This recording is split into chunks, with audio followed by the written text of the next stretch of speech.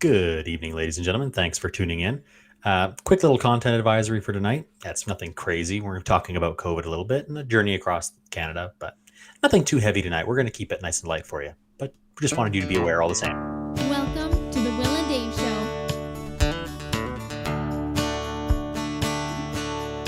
Show. Hey, Will. Hey, Dave. How's it going? Good. Glad to be back on the Will and Dave Show. Yeah, we missed you last week. I heard. We had a week with Mallory and Tim. They enjoyed it so much, they phoned us and want to come back on next week. Ooh. My job's in danger. Suckers. I'm at risk of being replaced now. Oh, no, they wanted you on so they could argue with you because, of course, they don't argue much with me. So This is true. They wanted somebody else on that they could, argue Someone you with. can actually get combative with. Yeah, because I'm going to be off screen and they're gonna gang up on you. So The gang up. I can't wait. I'm so excited. You can see it on my face and hear it in my monotone yeah. voice. I'm so excited. But you were driving across the country last week. I was, yes. 4,100 kilometers approximately. You and your cat. Me and my cat, yes. Have you cleaned your car? I have, actually. I haven't, I've still got some stuff in there that's going to go into storage, but I've cleaned it. Yes. Yeah. You see, I don't think I could go 100 miles with a cat in the car before one of us would die. I'll break it down for the listeners here. What I did, I had her kennel accessible if I needed her in her kennel if she was being annoying, which she wasn't. She was a darling. She's the sweetest. Um, on the passenger side on the floor, I had a little bitty litter box with a sealable lid that she could use if she needed to, and her food and water bowl. And honestly, she used the litter box once, which was nice. It made a mess. She kicked litter everywhere, but at least it was easy to scoop out and then seal it up so the car doesn't smell like litter. And she ate food and drank water, but she spent most of the trip hiding underneath the driver's seat. Well, I'm going to go back. I don't think we're worried about the car smelling like litter. It didn't smell like poop either, because as soon as she used it, I immediately pulled over, used the scooper, chucked it outside, sealed the lid back on it, and away I went. Okay. I just And the want to next day I hopped clarify in. that we weren't worried about the car smelling like litter. It was what was in the litter we were worried about the car smelling like. I didn't want the car smelling like sandy ammonia the whole way across. There you Personally. go. But other than that, she was an absolute doll. She just hid underneath my chair, or in the back, she would like tunnel into my stuff to find a little hole to hide away from the light so she could just sleep. That's all So she did the whole when drive. you left until when you arrived, how many hours? When I left to when I arrived, Yeah. about about no, 48 plus like 12, so about 60 hours. About 44 of that was driving. Yikes. Something like that. That doesn't seem quite right. You're related to me. You realize that, right? Yes, I am. I said to your mom, though, I said the major difference between you and me is that I have to have cruise control, and you made it that whole way with no cruise control. I will say, like, I expected it to be mentally exhausting. My body took a beating. My ankles were sore for a couple of days after the drive, and my eyes are still kind of fatigued a few days later. I can only imagine. Yeah, it was long. I got through lots of books, though. I listened to a lot of Audible. I know you wanted to put an adjective in there. A lot. Maybe. Yeah. A lot. Very much. Quite a bit. So what was your favorite one? I listened to the Dresden Files. I started that series. Very good. Can recommend. If you like fantasy, I'd say it's easily a 14A style title. Some sexuality and some violence, or quite a bit of violence, actually. Gotcha. It's good. It's good. Well, before we get into this, we probably should say hello to our sponsor. We should. Hi, sponsor. Hi, I'm Susan. I think that in all the world, there's nothing quite like the coziness of a handmade quilt. So I'm on a mission to spread that love as far and wide as I can. If you're a quilt maker, I offer long arm quilting services and I accept work from anywhere in North America. If you already know how to make quilts and you want to learn how to machine quilt them yourself, I have a number of classes and lots of tutorials available that can help you with that. And if you don't want to do any of those processes, you just want to go straight to having the quilt with no delay, I do have a number of fully completed quilts available for sale as well. So details on all of those things can be found on my website, www.stitchedbysusan.com. Well, I've got to get back to quilting, so I'm going to let you get back to the Will and Dave show. Enjoy. She's a pretty cool lady, you know. She is, yeah. That's why we hired her, or not hired her, but why we let her sponsor us. It's not because her show is way bigger than ours. I like that.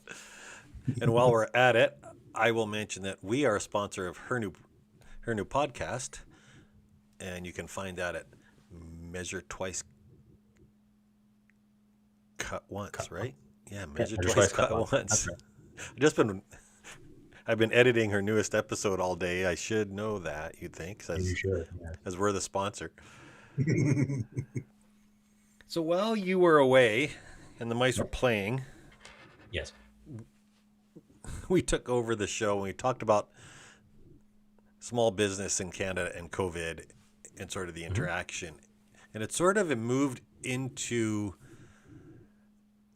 the role of government in small business and that sort of thing. And we're going to get into it again next week with Tim and Mallory. But they felt bad as you weren't on the show to defend yourself. And the three of us are all three more right of center than not. And so it was a little bit interesting. And then after that, I forget who sent me the clip of Kamala Harris and her remarks about what's the word I want? So not a reset, although a reimagining of the U.S.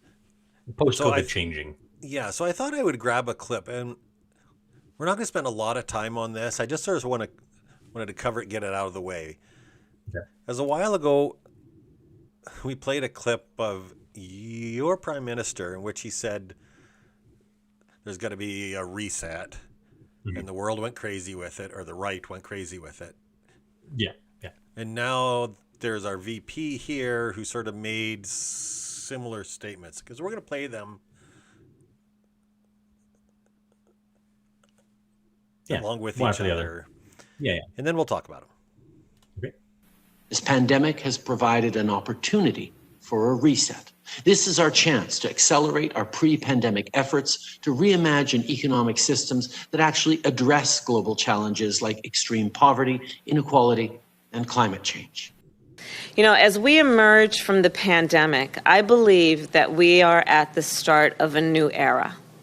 I believe that we have a unique opportunity now to shape our nation's future, to transform how we live, how we work, and how we vote. So before we go much further, I want to say that William has not seen that second clip yet. I don't believe. Have you? Not. No. I caught like the last 3 seconds of it when you were testing before the show. That's it. Right. So he's coming into this a little bit blind. So we're going to give him some grace, as he hasn't had a chance to research or anything about that. I don't need much research. I'm pretty confident I know what she's referring to. Well, it actually was interesting. I went and I listened to the whole half hour that she was speaking. It was a little bit out of context, as news bites always are. Yeah. Her largest amount of time in the speech was actually on the reimagining of voting and stopping the steal the vote movement, which we covered a while ago. Yeah. But the right, of course, is grabbing this and taking and running with this clip and comparing it to the Great Reset with Justin Trudeau. Yeah. And it is it's hard to hear them side by side, not think, wait a minute, is that really what we want? And yet, how much are they in context? And what's your opinion from somebody who's a little bit more on the left than I am?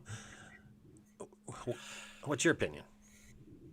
Of JT's comment, so a quick little backtrack onto that one. I think his comment, I think I get the what he was inferring, but the way he worded it, he was kind of asking for it to be misconstrued, which I think was a terrible move on his part. And for Kamala Harris, I think that clip, at least in particular, she's speaking to obviously the voter registration changes in Georgia and the whole stop the vote movement. And then in terms of how people work, I think she's referencing the larger conversation that's happening kind of within more progressive spheres about how Americans value themselves and their work, and how much of their own self-worth is tied in with their work, and with the whole COVID wanting us to go back to work post-COVID and everything. And there's kind of a conversation happening right now that I still haven't delved too deeply into about, are people too lazy to go back to work because of COVID? Or are people just, now that they have gotten time away from really awful workplaces, they just do not want to enter a toxic workplace and would rather not do that? And then are they just leeching off the system? Is it a major social change that's coming down the pipes, or what? There's a lot of, obviously each side is spinning that concept in their own direction. Right. But I think there's definitely going to be a conversation coming down the pipes within the next 6 months to a year about how Americans value, like how their work ties into their self-worth, and just how much crap they're willing to put up with in the workplace. So is it only Americans, or is it in Canada too? Because I hear there is a shortage of workers in Canada as It well, is in Canada too, yeah. where they're allowed to work, because apparently there still is a lot Yeah, of lockdowns up there. there's still a lot of lockdowns up here, so I think you're going to hear the conversation more in Canada. It's happening in BC. I think it was happening in Alberta to a certain extent before their new lockdowns, and so it's Right. getting delayed. That conversation is getting kind of pushed further down the line. But I do suspect you're going to hear that conversation crop up within the next 6 months about what what people are willing to put up with Right. in the workplace to make a wage to feed their family. Like how long are they going to try and stay on government sustenance Right. just because they would rather. I think that most people, there are obviously some people that are just leeching off the system.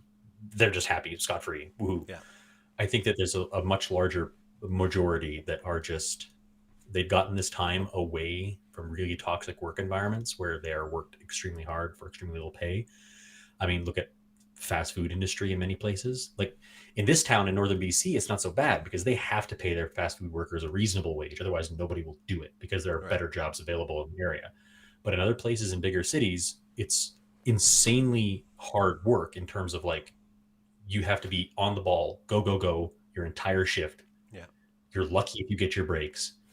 Like there are few jobs that I equate to being more mentally draining than working in fast food, but you get the worst pay. I don't know. I think hosting a YouTube show it's stressful and no pay. Yes, but like I've worked in not quite fast food. I worked at a fast, kind of a pseudo fast food pizza joint, and I've worked in lumber yards. I've worked hauling drywall, and if I had to pick, and I've also worked shoveling sewage for a living. If I had to pick between those jobs, the last one I would pick would be going back into the fast food industry. In a heartbeat, I would hate that job more than any of the other ones. I will throw my body through the ringer before I have to put up with the stress that comes with working in a fast food industry. In most places, not all. Some places are great, but the majority of the larger corporate fast food joints, it's rough. Not undoable, but it's rough. Yeah, and there are a lot who on the right who would say that those are not meant to be career jobs. They're meant to be a stepping stone, and yet, How do you get yeah, out I of it? get your point that it is hard.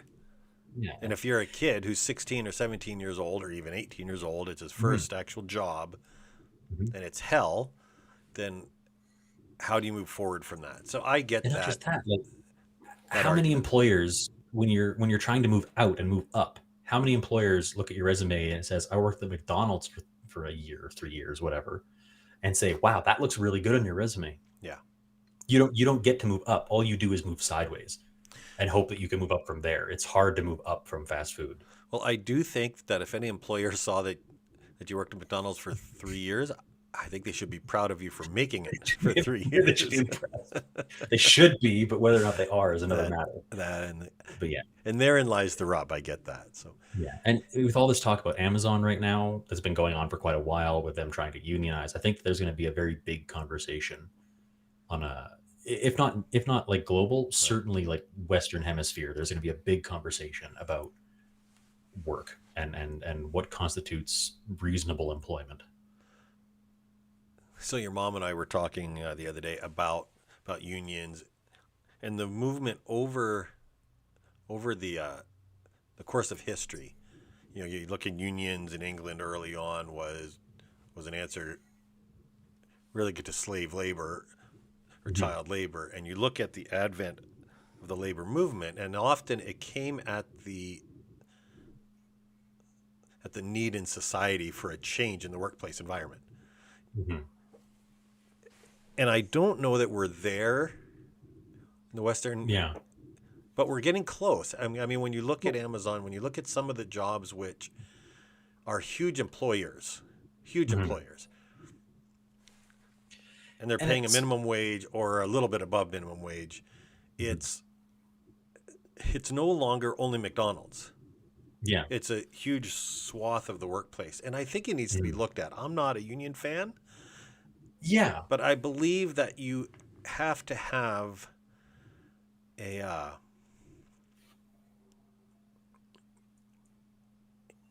you need to be held accountable, and not only at the shareholders at their bottom line. Yeah. And You know, but and it's interesting because I've been talking since I came back to this corner of the world, and a lot of the people that I knew and know here work in unions, electricians, like older unions, electrician, metalworker unions, etc. And a lot of these unions are, from me, someone who supports, caring for your workers and treating your workers better and everything. A lot of them take it so way too far. Unions abuse the power that's given them on a regular basis, from my point of view. And so I would rather we could have this whole conversation without creating a whole bunch of unions that will then, in the same way that all these labor laws that happened way back when to improve worker health are now kind of backsliding, and workers are getting pushed harder and harder and harder and harder and harder. The unions do the same thing. A union is just a stopgap, and then they get pushed back, and then they work less and less and less for more and more money and drain more and more resources, causing the companies that have to shell out for the unions to cut corners elsewhere. And so I would love to see if we could find some kind of solution that doesn't involve mass unionizing, because unions are not a good solution in well, their I think they current state. can be. It's not that unions all are bad, that all unions are Yeah, bad. It isn't yeah. that they aren't able to be good. It just usually it ends up got to be more of a political movement and not a labor movement. So all of a sudden now you have a head of the union, and you have a union head at every shop, and all of a sudden it becomes a race for who can have the role in the union, and the job is Yeah. secondary. And that is where I think Yeah. you find.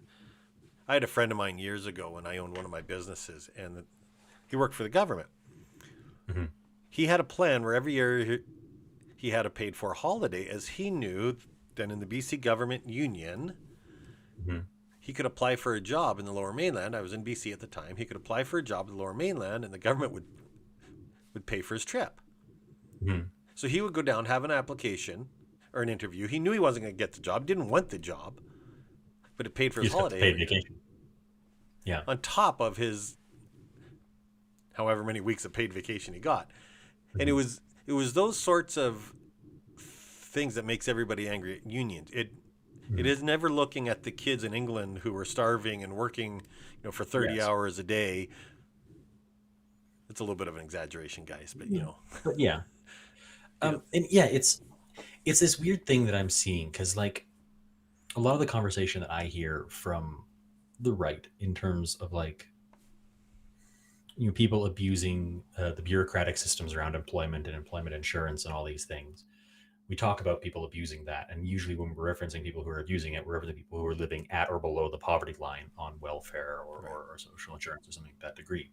But then I also look at, I don't know how to describe it, almost like blue collar system abuse, where instead of abusing the lower income kind of social insurance or employment insurance system, they abuse the union system. You have guys who work in a union, and they just don't care. They don't care if they're doing a job or if they're doing the work. All they do is they're getting paid, and the less work they can do, the better. And so they just strip away every non-essential thing that they have to do in their jobs, to the point where they're, you have people who work in mills that do a few hours of actual work a week.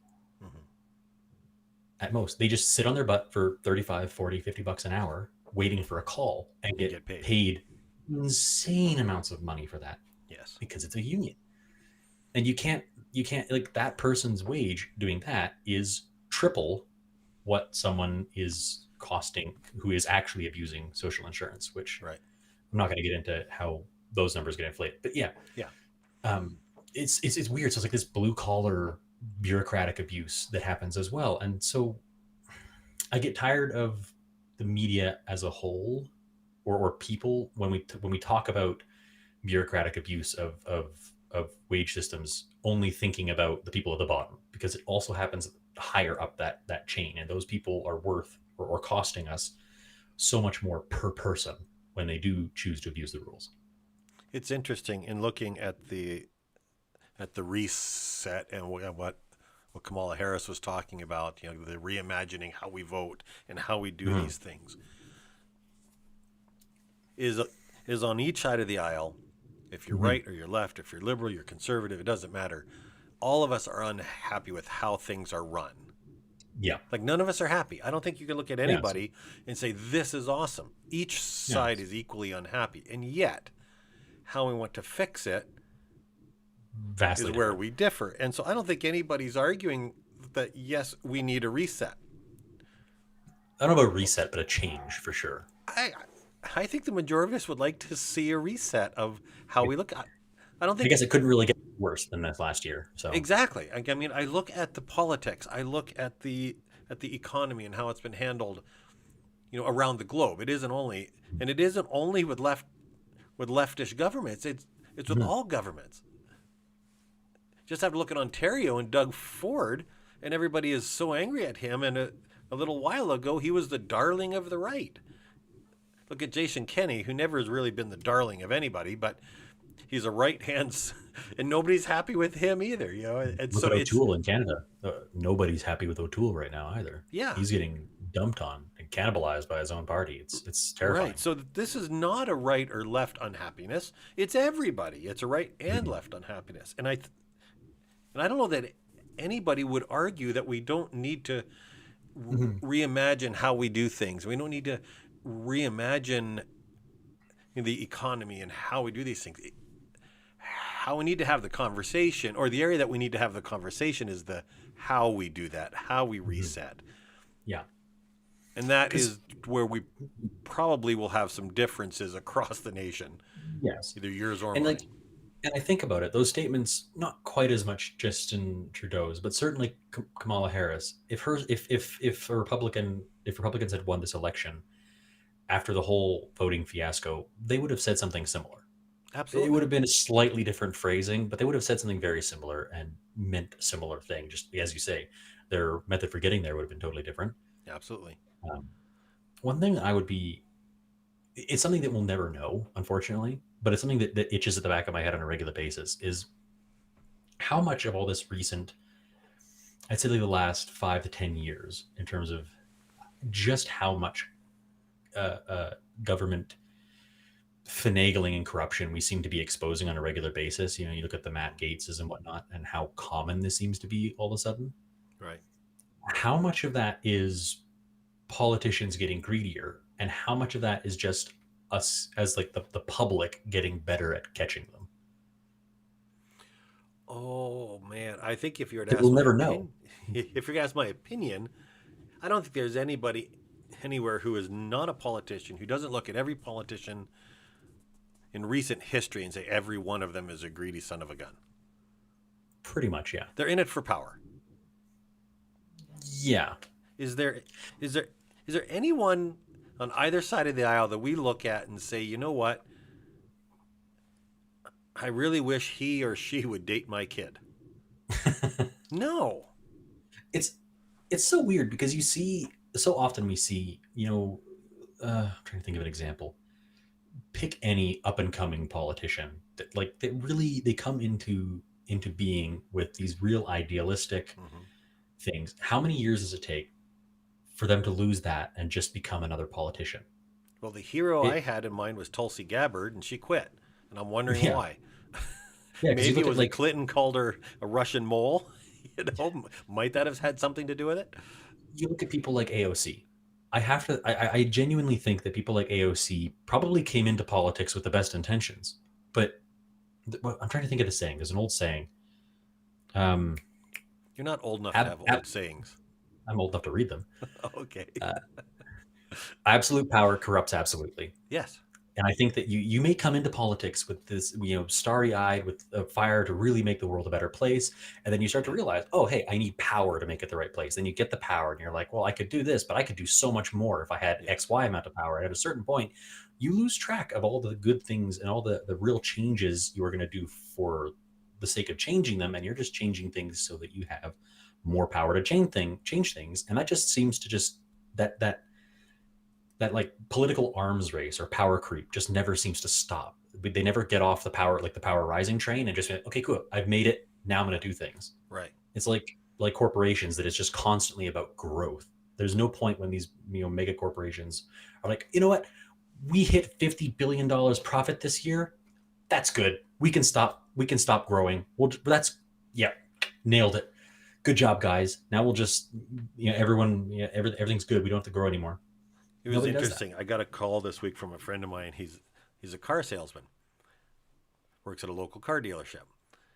And we were talking. He's a friend of mine. So we were talking. He said, you know what's interesting, David? As I was asking him about the lack of inventory, because there's no cars, there's no trucks. Like, there just is no inventory to sell.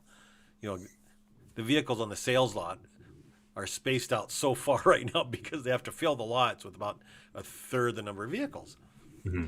And so I asked him about it. He said, yeah. He said, there's hardly any good inventory. All of it, everything that's here, either it's lacking features or something. And he said, what's interesting, he said, his management is still asking us to hit our numbers. And he said, you can't. There's no way that you can do it, as there's no inventory, and yet management wants you to hit numbers. Mm-hmm. And they're calling for you to hit numbers. And why aren't you hitting numbers? So he said, all of us who are in the sales, are making their cold calls and doing everything. But he said, I can't sell you anything. Yeah. Like, he knew I was in the market for a Ford Fusion. And he said, I can't find you one. He said, there aren't any. And he said, and they want me to get these numbers, and yet I can't. So this is where I think that there's agreement right and left of the aisle that how we divvy up the profits of a company. I don't think that it's up to government to divvy it up. I absolutely will never believe that, as I think. Yeah. And when government, when it takes things, it's theft, and I hate theft. We have to find a way to convince the people at the top that it's you have to convince them that that it's in their best interest, because monetarily it's not in their best interest. They keep doing what they're doing, they keep getting richer, but long term, like long-term societal good, and potentially, if you could convince them, long-term business good, it's better to let the people down below you make a little more, do a little better. Here's an example that I found this week, and I didn't know this until, and don't ask me how this came up, but your mom and I were talking about Lee Valley Tools. Mm-hmm. And Lee Valley is a Canadian company, and they make some amazing tools, woodworking tools, etc. Yeah. And so I was looking up who owned them, if it was an American or Canadian company. It is a Canadian company. And then I got to reading about their pay scale. The CEO of Lee Valley is a Mr. Lee. Is his last name. He's the kid or the father. I don't know. He is a Lee, though. Yeah. But his salary is capped at at a multiple of the lowest employee in the company at 10 times his salary. Yeah. That's great. I mean, so he's capped. So on top of that, they take a quarter of all the profits at the end of the year, and they divvy them up in between all the full-time employees. Yeah, that's amazing. That's fantastic. So he still is making more money, as he owns the majority of shares. He still has a drive to do better, because that means his wage still goes up too. Right. He gets, all the rest of the profit, the 3/4 of the profit. And that's right. He has risked. Mm-hmm. But he is capped, and he did that. That's voluntary. Yeah. And that's amazing. I have a lot of respect for that. And I'm going and I'm going to promote somebody like that, as it's amazing. Yeah. It's not normal. Now, in the article I read this on.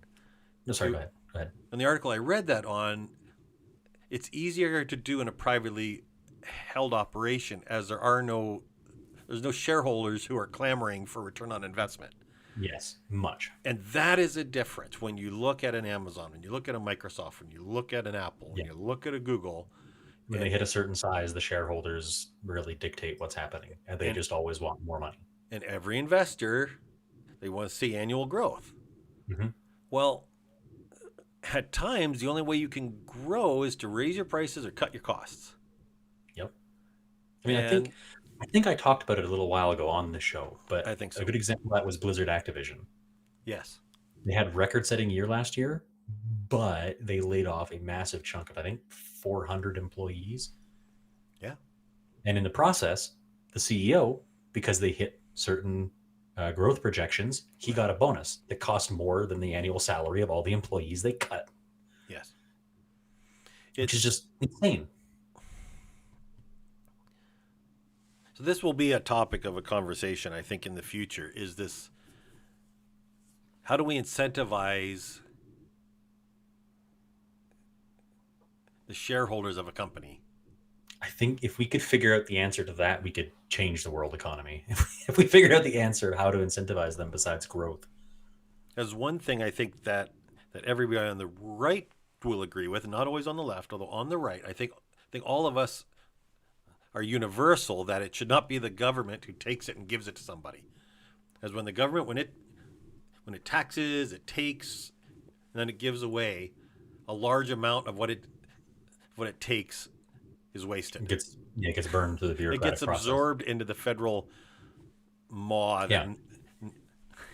And so I don't think any of those on the right are going to say involve the government. It's a weird catch-22, and I don't know if people on the left generally go through the same conclusion that I do, but I think about the problem similarly to how you just described it, except I've seen just I don't trust people to do it, and so I'm Right. reluctantly trying to trust the government to do it, and I don't like that fact that I'm needing to do that. I would much rather trust people, but people and corporations as a whole. Lee Valley is a It's an very outlier. he's an outlier, a very small exception to a very Yes. big rule, and so I don't like trusting the government either. I really don't, because I agree with you that a certain percentage of the money that goes through the government that's supposed to go back to the people just ends up getting. There must be like a ceremonial money pyre in the middle of government where every day they toast their marshmallows for their lunch over this, because it just seems to just disappear. And what makes me so angry is that's your money and my money. Exactly. That they're smoking their or they're cooking their marshmallows over. That's our cash. And as much as the left clamors for higher taxes on the rich, until we can confirm that the rich are actually going to pay those higher taxes or even their current taxes, it still feels like it's your and my money that's footing the bill for all these new changes and everything, and not the people who are trying to. Essentially, the government's trying to curtail them because their greed and or shareholder greed is vastly outpacing them, and so they're not curtailing it. So the government's trying to curtail it, and the government's not going to do a good job of it. So it's a damned if you do, damned if you don't situation. It just feels impossible, and we end up taking different sides on how we want to see it changed. But I think the change that we're looking for is very similar in the end. I do. That's why I read or I watch these clips of people who went through the Great Reset, and people on the right who get angry at Trudeau and Kamala for saying these things equally want a Great Reset. And that's why you see hundreds of bills in the U.S. in almost every state is calling for voter reform. Mm-hmm. In almost every state. I think it actually is every state, from what Kamala Harris was saying in that. Yeah. She was railing against it as the ones who are making these bills or proposing these bills are all right of center. But everybody wants to fix the system. Yeah. It isn't that anybody is looking at it and saying, yeah, we're doing great, guys. So I will say I only have one little tidbit as we just briefly touch on voter reform. I'm just going to throw my opinion into the wild void of the internet. I am in support of just about any voter reform that involves making it not easier, but accessible for people who are allowed to vote, to make law-abiding citizens able to vote when the time comes. I'm not going to push. We've had a whole that episode at on all. that.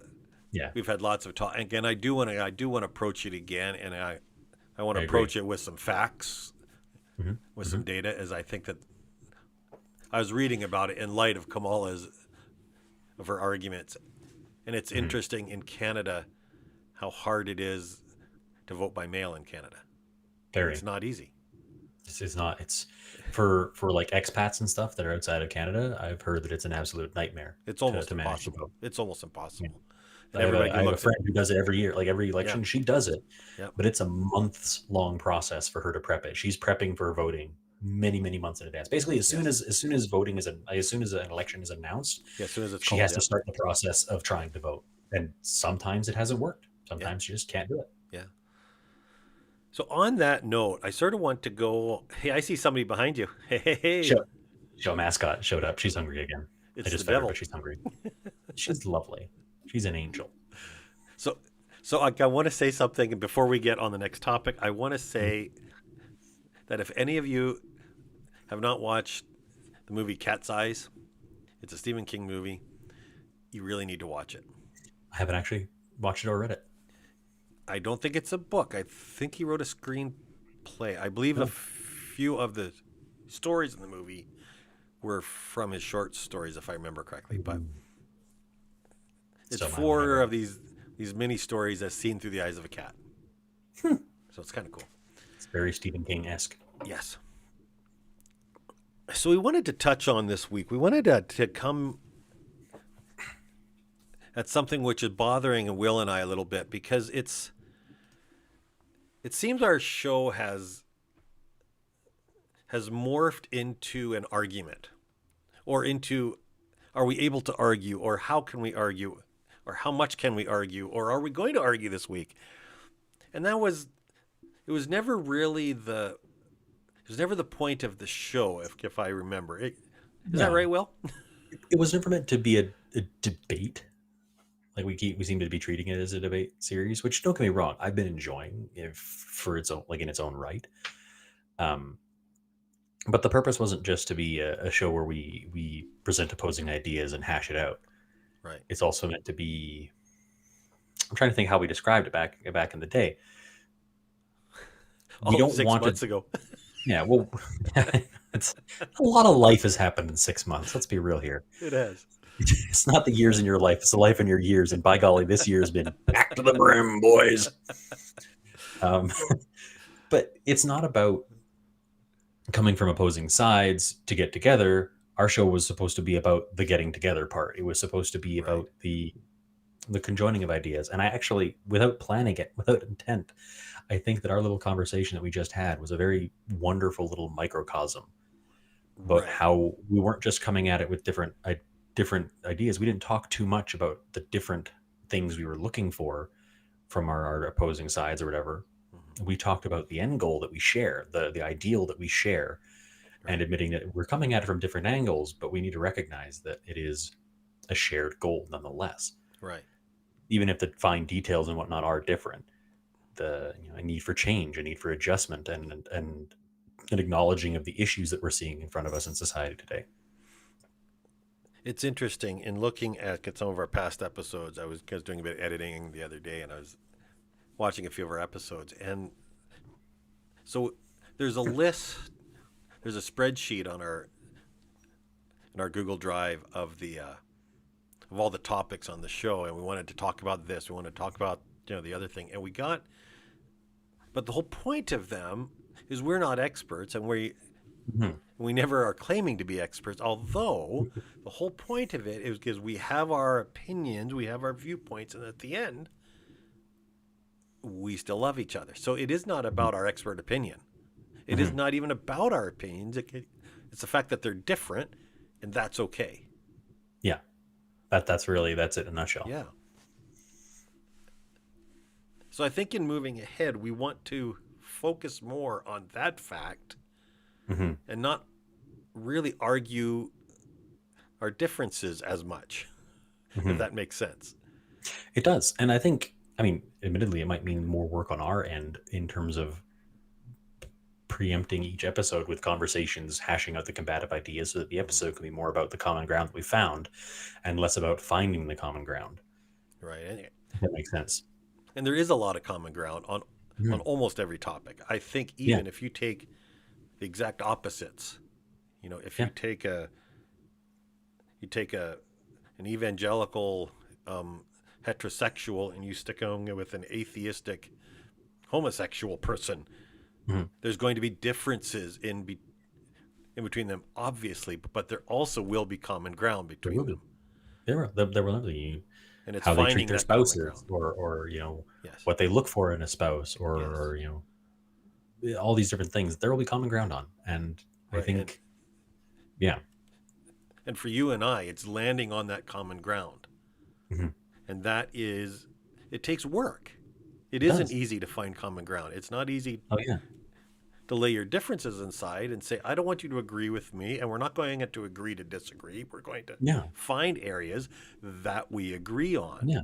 It doesn't happen by just sharing a couple of video clips over YouTube. Like, we see this every week when we're finding something to talk about, and we share a couple of clips with each other. When one of us will start the conversation, and it almost always ends up inflammatory. Like, almost every time, one of us is like, "Oh, this is so stupid." I And never, that's ever because, say that. yeah, never. And that's what you get from just having that very surface level conversation. And Right. we always come to these points where there is mutual understanding and there's common ground because we talk about it. Right. And so the show was also meant to be, I don't want to call us an example because that makes it sound like we're showing y'all how to do it. Listen we up, are. kiddos. But we in are a showing way, you how we to do are. it. We're giving an example. We're Yeah. not showing you necessarily how to do it, but we're showing you what it can look like Right. for us. It may be different for you and for the people that you talk to, but just the basic concept of finding that common ground and finding companionship and finding bonding within that common ground. There may be other things that you'll just never agree on. Like you say, we hate to use the term agree to disagree, and so rather than trying to ignore the things we disagree on, we're focusing in on the things that we do find commonality with, Right. and that keeps our bond strong. And there is a lot. And there is a Mhm. lot where There's we a lot. agree on. And it's not horribly hard once you get in the habit of looking for it. Every time we talk about a subject, the deeper we dig into a subject, the more common ground we find. It always ends up, the further we dig into the nuances and the nitty gritties of a subject is always where we find the common ground. It's never almost never surface level. Right. Well, it takes time. It takes effort to drill down and find that. Yeah. And on that note, I think it's because of why we're digging. If you're looking for differences, I think you will absolutely, you will pull apart. Oh yeah, absolutely. If you dig into a topic and you are looking for areas where you're different, you will always find there is lots of cannonballs and fodder you can put in that cannon and fire at your opponent. There always is, except I think for you and I, and for any healthy relationship of any kind, it's if you're digging, you're looking for common ground and you're looking for things where, hey, I agree with Will, and how we do it may be different, or how we look at it may be different, except, on this, we agree. Yeah, that applies to so many aspects of life. You find what you're really looking for. If you're looking for things to be upset about, you'll find things to be upset. If you're looking for things to feel good about, you'll find things to feel good about. And if you're looking for things like we are to find common ground on and to bond on, you will find them. Right. But just like you said, if you're looking for things to butt heads, if you're looking for rebuttals and clapbacks, you'll find them. Don't get me wrong; they're there to be found. But that's all you're going to find, or for the most part, that's what you're going to find. I have a And funny that's not what story. we're looking for.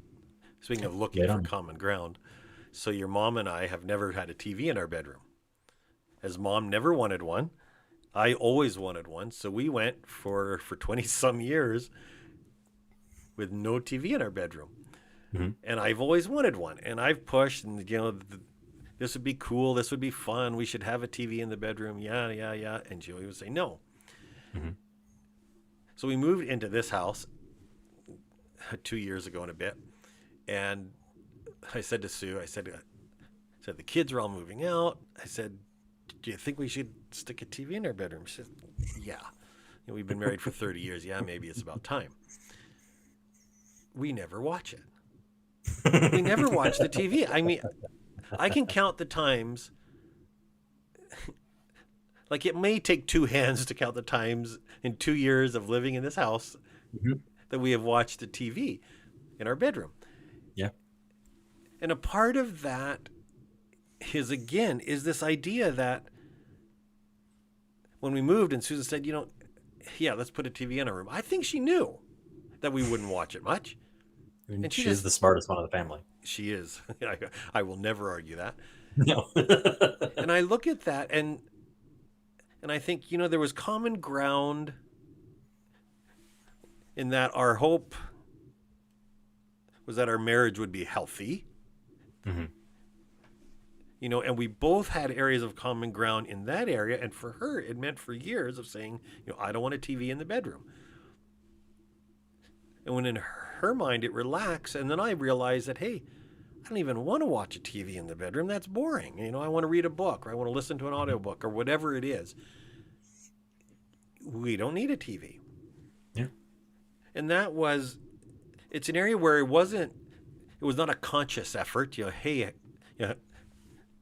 how do we work this out? It came from a place of we're working as a team.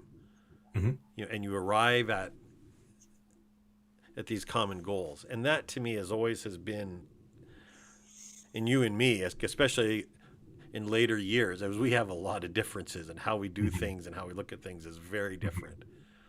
And the whole basis of this show was it's okay. Yeah. Yeah. And it's to extrapolate another thing from that same story is often I feel like the older I get, the more okay I get with the concept of not really knowing what I want. That makes sense. Like you think you want a TV in the bedroom. You're sure you want it. You've wanted it for a long time. Yeah. That must be what you want.